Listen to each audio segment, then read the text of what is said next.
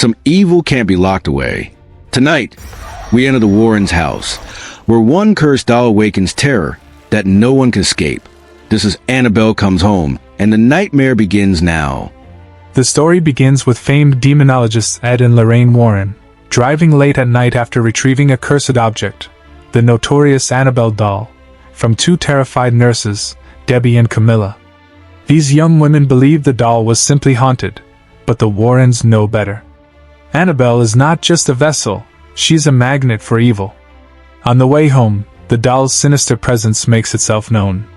The car breaks down on a lonely road, and Ed suddenly finds himself surrounded by restless spirits drawn to Annabelle's dark energy. Lorraine manages to intervene before real harm is done, and the couple wastes no time. They bring Annabelle straight to their locked artifacts room, sealing her inside a specially blessed glass case. Holy prayers and protective rituals are placed over it, ensuring the evil within can never escape again, or so they hope. Sometime later, we shift focus to their daughter Judy, a kind but quiet girl. Because of her parents' unusual profession, Judy often feels isolated and judged at school. Lately, she's been noticing strange things too, like the ghostly image of a priest following her in silence, a reminder that the supernatural isn't far away.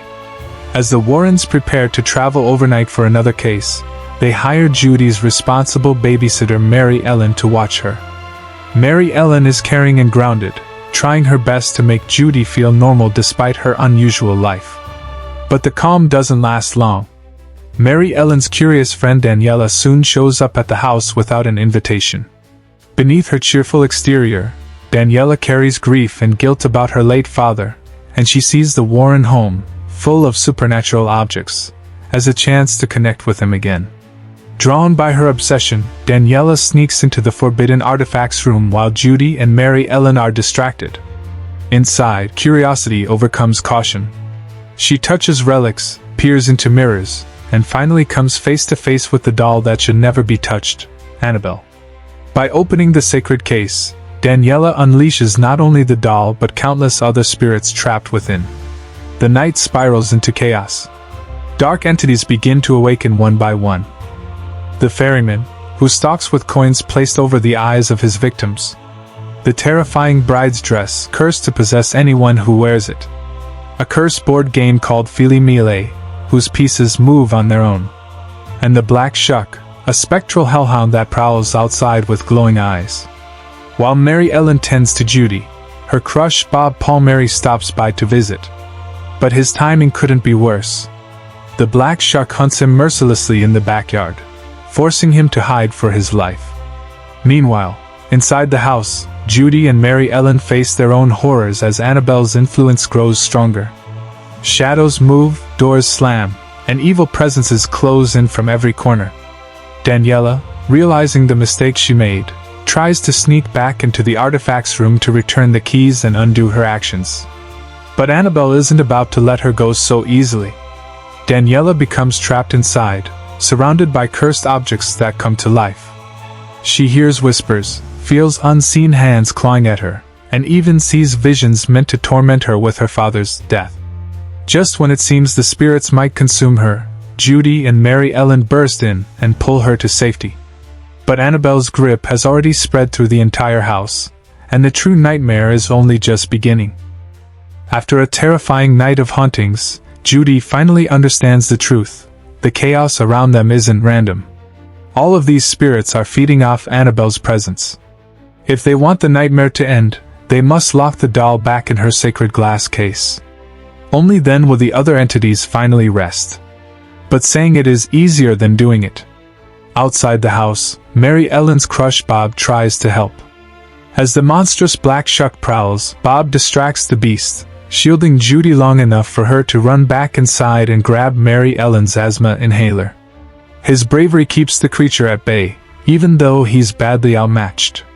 Meanwhile, Daniela falls into an even darker trap. The cursed bride's dress possesses her, forcing her into violent fits. Under the spirit's control, she lashes out, eyes glazed with rage. Mary Ellen and Judy fight desperately to reach her, but Annabelle's power is only growing stronger. Just when hope seems lost, the girls experience a strange twist of fate. the ghostly priest, who has been following Judy since school, reveals his true purpose. Instead of tormenting her, he guides her, acting as a silent protector. The priest's presence leads Judy and Mary Ellen straight to the ferryman, the spectral figure who torments his victims with coins over their eyes. Amid the chilling encounter, they manage to retrieve the key to Annabelle's case. With the key in hand, their final challenge begins. The cursed Feely Melee board game springs to life, trapping Judy and Mary Ellen in a twisted battle. Annabelle's demonic form lurks behind them, forcing them to relive their worst fears. Daniela, still possessed, nearly succumbs completely, until Judy cleverly plays a recording left behind by her father, Ed Warren. The tape contains the chilling sounds of an exorcism. As the bride's spirit hears its own banishment, Daniela is finally freed from its grasp. Together, the three girls fight their way back to the artifact room. Every spirit tries to block them, but with courage and determination, Judy takes the doll, places it back into the blessed glass case, and locks it shut. The result is instant.